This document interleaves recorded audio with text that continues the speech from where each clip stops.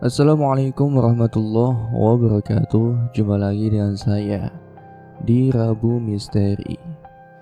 Seperti biasanya pada kesempatan kali ini saya akan membagikan sebuah kisah. Kisah ini ditulis oleh A Simple Man. Dan bagi teman-teman yang ingin langsung membaca karya-karya dari beliau, bisa langsung kunjungi ke sebuah link yang sudah disisipkan di kolom deskripsi video ini. Cerita ini berjudul Padur, ketika manusia berada di dalam batas dua dunia. Namun sebelum saya lanjut ke inti ceritanya, bagi teman-teman yang belum subscribe, silahkan bisa tekan tombol subscribe terlebih dahulu dan jangan lupa aktifkan lonceng notifikasinya agar tidak ketinggalan update video terbaru dari kami. Untuk itu langsung saja tanpa perlu berlama-lama lagi. Dan inilah Padur, ketika manusia berada dalam batas dua dunia.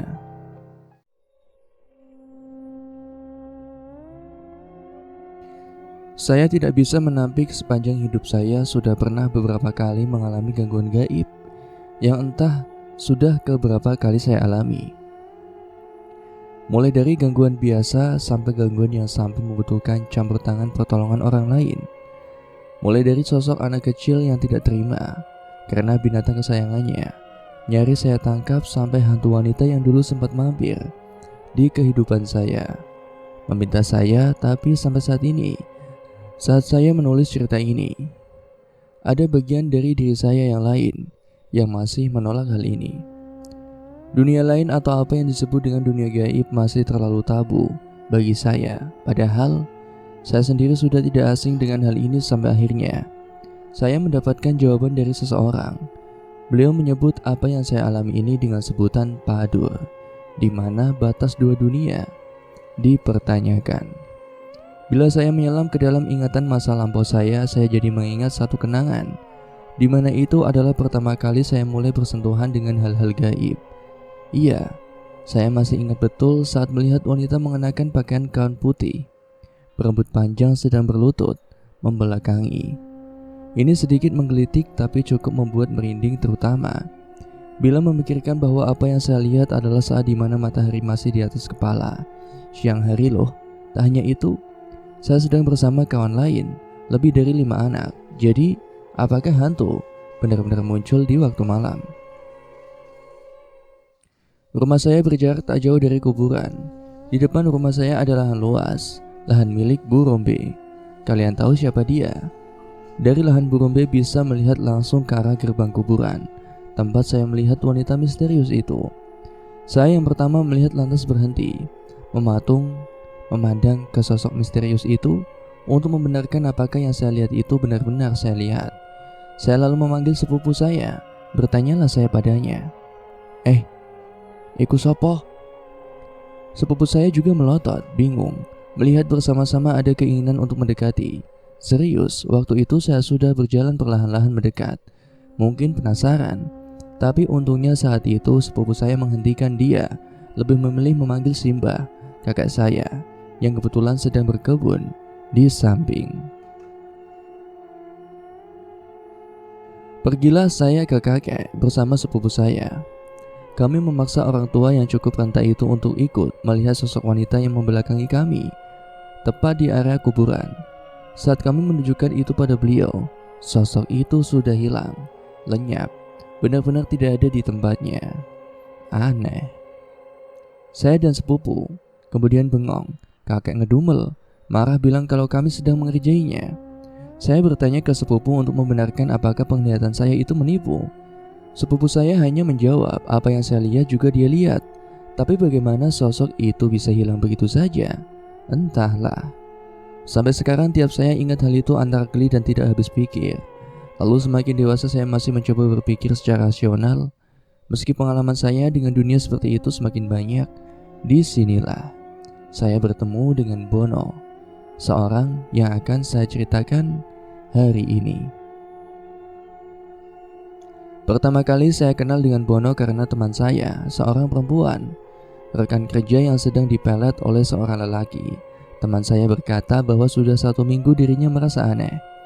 Merasa tiap malam dia melihat ada seorang wanita tua yang berdiri di depan jendela kosnya. Tak hanya itu saja, saat dia di kamar mandi terkadang dia merasa diawasi. Sesuatu memandanginya dari atas celah genting. Wujudnya menyerupai sosok berbalut kain kafan yang beraroma busuk. Busuk sekali. Namun setiap dia di samping lelaki itu, sebut saja namanya Doni, dia merasa aman. Teman saya hanya berkata, "Antarkan saya ke sini." Saat itu waktu menunjukkan hampir tengah malam. Saya merasa aneh. Tidak biasanya anak itu seperti ini. Karena kasihan akhirnya pergilah saya menjemput dia. Dan saat sampai di depan kos miliknya, saya melihat dia menangis. Setelah itu dia meminta saya agar segera pergi tanpa memperhatikan apa yang ada di dalam kamarnya itu. Saya nurut saja. Saat motor mulai melaju, iseng saya melihat ke belakang di mana pintu kos tidak ditutup olehnya. Di sana saya melihat ada seorang berdiri di sana. Itu adalah dia. Wujudnya sama persis. Tapi teman saya yang duduk di belakang langsung mengatakan, "Gak usah ditelok, cepetan." Selama perjalanan saya tidak bicara sama dia. Badan saya sebenarnya merinding. Bingung, yang saya bonceng ini sebenarnya siapa? Setelah menempuh kurang lebih 2 jam perjalanan, sampailah di sebuah rumah yang sederhana. Rumah biasa 2 lantai. Teman saya turun lalu mengetuk pintu, memanggil nama, "Om, Om." Saya cuma melihat, mencoba mencerna di mana ini sebenarnya. Kemudian keluarlah lelaki berkumis tebal parubaya. Di sini anehnya, entah bagaimana ceritanya, mungkin teman saya sudah menghubungi sebelumnya lewat WA. Karena lelaki parubaya itu yang kami temui seperti tahu kedatangan kami. Lebih aneh lagi saat menyuruh kami masuk, di mana dia memanggil nama teman saya yang bisa disebut saja Mita, juga nama saya. Orangnya seperti bapak-bapak pada umumnya. Tidak ada yang istimewa dari dirinya. Saya hanya diam mendengarkan sedangkan Mita mulai menceritakan apa yang terjadi kepadanya. Saat itu dia mulai melakukan gerakan-gerakan seperti di TV. Saya yang melihat waktu itu tertawa. Mungkin saya tidak sopan, tapi saya sudah tidak tahan untuk tidak tertawa. Maksud saya, bahkan sampai saat ini, setiap melihat beliau membantu orang termasuk membantu saya dengan gerakan-gerakannya, saya selalu tidak bisa menahan tawa dibuatnya karena absurd. Tapi si bapak tidak marah. Beliau tetap melakukannya yang entah apa itu. Lalu dia mulai mengatakan kalau di sekitar tempat kosnya ada yang menanam kain kafan yang diisi sesenggam tanah kuburan di mana di dalamnya itu diisi rambut Mita. Hal ini membuat lelembut mengerumuni tempat tinggalnya. Saat malam hari, sosok wanita tua akan memainkan rambutnya, membelai seperti cucunya sendiri. Namun yang sebenarnya makhluk ini lakukan adalah menyakiti Mita perlahan-lahan, menanam penyakit yang saat ini mulai menyerang tubuhnya. Saya yang mendengar hal ini mulai serius. Bapak ini akhirnya setuju membantu Mita, tapi Mita harus membawa bapak ini ke tempat kosnya. Disinilah saya mulai percaya bahwa bapak ini bukan orang yang biasa, benar-benar di luar nalar. Tapi cerita Mita ini akan saya ceritakan lain kali, karena ceritanya cukup panjang. Malam ini saya ingin menceritakan padur tentang bapak yang panggil dengan Pak Bono ini, dan apa saja yang saya dapat dari kisah-kisah beliau sampai di titik-titik ini. Malam itu saya dihubungi oleh beliau, Pak Bono, di mana beliau meminta tolong saya untuk menemani menolong seorang nenek yang belum bisa mati, dan menurut keluarganya hal ini tidak wajar. Saya yang mendengarkan beralasan kalau sedang berada di luar kota. Tiba-tiba Pak Bono mengatakan, "Ya wes lek ngono, titip salam ae yo nggo ibu sing masak rawon." Kaget, bagaimana orang ini bisa tahu? Akhirnya saya mengatakan kalau saya mau menemani beliau. Malam hari selepas Isya, Pak Bono datang menjemput saya dengan mobil. Beliau sempat bertamu walaupun sebentar. Di sini hal yang paling saya hindari. Pak Bono melihat sekilas dan langsung tahu di mana saja penghuni rumah saya tinggal. Ya, rumah saya cukup menyeramkan sebenarnya. Kita berangkat saat walau menunjukkan tengah malam. Di rumah kawan saya, Pak Bono langsung duduk bertanya perihal nenek yang diceritakan. Di sini saya menjadi mengerti, orang seperti Pak Bono menceritakan informasi hanya butuh namanya saja, lalu dia tahu semuanya. Semua, bahkan saat si nenek masih muda, mulai dari sifatnya yang nakal sampai masa saat dia pernah menikah lebih dari 5 kali. Di sini saya benar-benar kagum, tapi juga ngeri. Bahkan dia tahu makhluk apa yang saat ini ada di samping si nenek, padahal kami belum masuk ke dalam kamarnya. Di sini juga saya tahu ternyata cara beliau menolong itu menggunakan minyak wangi. Jadi ada 5 jenis minyak wangi yang dia bawa dan semuanya punya nama. Sialnya saya tidak hafal karena sedikit berbahasa Arab, tapi ada yang berbahasa Jawa. Nah, dari sini kita mulai sedikit serius. Sambil bercanda dengan tuan rumah yang memperhatikan, Om Bono mengolesi telapak tangannya dengan satu botol kecil dari 5 minyak yang dia bawa. Dioleskan begitu saja, harumnya langsung memenuhi ruangan. Tapi siapa sangka bila sebenarnya saat dia sedang berdialog dengan tuan rumah, Om Bono sedang melihat keseluruhan lingkungan ini. Ia tak mau kecolongan, itu katanya, karena belum bertindak tidak ada yang tahu bagaimana makhluk seperti mereka bertindak.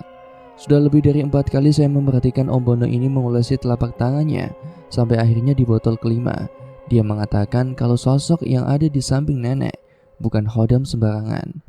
Karena saya juga baru menyadari bahwa minyak yang aromanya sewangi itu bisa lenyap dalam hitungan detik. Aku biasa nemek kayak minyak iki cukup, tapi kok koyoke sing iki nyekel simbah iki gak sembarangan. Saya itu biasanya cukup pakai minyak satu ini, tapi rupanya yang memegang simbah ini bukan makhluk sembarangan, kata Om Bono sambil tertawa. Setelah berhasil menemukan minyak yang tepat, barulah lelaki ini meminta tuan rumah untuk menunjukkan kamarnya. Saat itu saya diminta tuan rumah untuk ikut, walaupun saya sebenarnya malas sekali, tapi ya sudahlah. Saya juga penasaran bagaimana metode Om Bono kali ini. Om Bono masuk ke kamar tempat nenek itu sedang tidur di atas dipan tua. Saya ikut masuk dan saat itulah saya melihat dengan mata kepala sendiri. Nenek yang tidur di dipan itu langsung duduk, lalu melotot sama saya sambil bertanya, "Siapa itu?" Saya masih ingat wajahnya. Om Bono langsung berteriak, "Aja mlebu sik, jangan masuk dulu." Jantung rasanya tidak karuan, badan langsung dingin. Sementara tuan rumah mengatakan kalau jangankan duduk, menggerakkan anggota tubuh saja itu harus dibantu. Di sini saya cukup terkejut mendengarnya. Cukup lama Om Bono berdialog dengan wanita tua ini. Saya dan tuan rumah hanya mendengarkan dari luar. Anehnya dengan Om Bono, wanita tua ini baik sekali. Padahal biasanya dengan orang baru atau orang yang sebelumnya dimintai tolong tak pernah seperti ini. Saat itu baru Om Bono mengizinkan kami masuk. Itulah saat saya bisa melihat tubuh kurus kering wanita tua ini dengan kedua kaki yang hitam seperti terbakar. Kondisinya benar-benar mengenaskan. Saya sampai tidak tega melihatnya. Wanita ini hanya berkata, "Takaken aku, cekiken aku. Tolong nak, patenono ayahku. Aku wis ra kuat. Aku wis ra kuat." Wanita tua itu terus berteriak seperti itu, meminta untuk mematikan dirinya. Om Bono lalu berdialog dengan tuan rumah dan bertanya, apakah beliau memiliki guru? Anak-anaknya tidak ada yang tahu. Om Bono juga tidak bisa menebak lebih jauh. Lalu Om Bono menunjuk sudut kamar. Di sana beliau berkata, "Wujute welek iki. Iki hodame gurune sing gak sengaja nurun ning muride. Seakan soal simbah gak roh nek ditempeli. Wujudnya jelek sekali. Ini khodam milik gurunya yang turun-menurun tanpa disengaja. Kasihan karena Mbah gak tahu kalau dia sebenarnya diikuti." Setelah berdiskusi dengan tuan rumah mencari jalan yang terbaik, akhirnya sepakat bila Om Bono akan mengambil secara paksa. Beliau memijit kaki wanita tua itu yang sebenarnya tidak bisa digerakkan sembari bertanya pada tuan rumah, "Pernah mengganggu?" Salah satu anaknya menjawab, "Pernah Om. Kadang dia suka memanggil-manggil, tapi suaranya itu terdengar bukan suaranya ibu. Dia suka menggoda malam-malam." Om Bono mengangguk.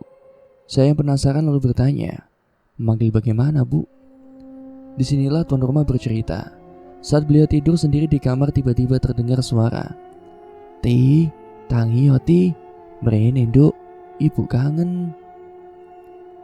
Bu Sumiati akhirnya terbangun. Ia mencari sumber suara yang rupanya datang dari kamar wanita tua itu. Perlahan-lahan Bu Sumiati mendekat. Ia berdiri di depan pintu, berniat membuka. Saat beliau menyentuh, lalu dari balik pintu, suara itu terdengar menggelegar, "Kon iku gak mesakne aku." Aku luweh.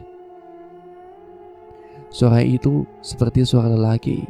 Akhirnya semenjak kejadian itu, setiap malam sebelum tidur Bu Sumiati menyiapkan makanan di atas piring, meletakkannya begitu saja dalam kamar, dan anehnya, makanan itu bisa habis dengan sendirinya.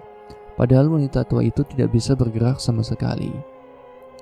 Om Bono terus menjejat lalu perlahan-lahan. Wanita itu mulai menjerit seperti kesakitan. Padahal Om Bono hanya menyentuh kulitnya saja, tapi rasanya teriakan wanita itu seperti badannya sedang dikuliti. Anak-anak dari wanita itu sampai meninggalkan ruangan, tidak sanggup melihat ibunya tersiksa seperti itu. Saya menemani Om Bono selama proses itu. Lama sekali sampai akhirnya wanita tua itu akhirnya dia, Om Bono, lalu memastikan bahwa tak ada lagi yang menahan si wanita itu. Untuk itu Om Bono meminta baju bekas dari wanita tua ini. Om Bono berkata, khodam yang entah milik siapa ini menurun secara tidak sengaja, ditambah rupanya dulu wanita tua ini diam-diam memperagakan sesuatu yang Om Bono tidak bisa ceritakan. Namun beliau menyebut saat muda wanita ini sangat nakal, sehingga dia harus menuai akibatnya. Tapi Om Bono merasa yakin bahwa kali ini mungkin tak lama lagi wanita tua ini bisa pergi dengan tenang. Ia sudah membawa khodam itu, menyimpannya di dalam tubuhnya untuk dilepas di dalam rumahnya. Saya mendengar cerita itu dari mulutnya, terkadang merasa bingung. Om Bono tidak pernah meminta tarif, tidak pernah meminta apapun. Katanya dia memang suka membantu. Hal itulah yang membuatnya merasa hidup. Saat Om Bono masih muda, ia sudah pernah mencoba ilmu yang sangat hitam. Namun seiring waktu Om Bono percaya, hitam dan putih tidak berbeda jauh. Ia bahkan menceritakan pengalamannya membantu seorang ayah yang mau mencari pesugihan. Om Bono membantunya, menuruti permintaannya. Namun beliau berpesan, perjanjian dengan makhluk seperti itu tidak sebanding dengan hasilnya. Namun ayah itu tidak mempedulikan, ia ingin kembali kaya. Saat itulah Om Bono menyadari bahwa manusia tidak lebih dari makhluk yang tidak tahu apa-apa dari luasnya dunia yang bisa dilihat dan tidak dilihat. Ayah yang meminta pesugihan itu menjerit, melolong nyaris gila saat akhirnya menolak pesugihan itu setelah diperlihatkan apa yang harus dia bayar. Di mana di dalam semedinya ia melihat anak perempuan yang pertamanya dicabik-cabik oleh buaya. Tulang belulangnya disaksikan untuk si ayah sebagai ganti harta yang bisa diberikan. Tapi itu adalah kisah masa lalu Om Bono. Sekarang beliau memilih untuk bekerja di pabrik obat, sembari sesekali membantu orang. Jujur, Om Bono ini adalah salah satu orang yang paling saya hormati. Selain bisa menjadi sosok kebapaan, beliau juga bisa menjadi sosok teman. Banyak sekali pengalaman tentang dunia. Tulisan ini saya buat untuk menghormati kalau di luar sana masih banyak orang-orang yang baik yang tidak serta-merta menggunakan ilmunya untuk keburukan seperti lelaki ini. Wallahu a'lam bishawab. Demikianlah kisah yang dapat saya sampaikan. Semoga dari kisah ini bisa diambil pembelajaran untuk kita semua, untuk senantiasa meningkatkan keimanan serta ketakwaan kita kepada Allah Tuhan Yang Maha Esa. Sekian dari saya, terima kasih. Semoga bermanfaat. Wallahul muwaffiq ila aqwamit thoriq. Wassalamualaikum warahmatullahi wabarakatuh.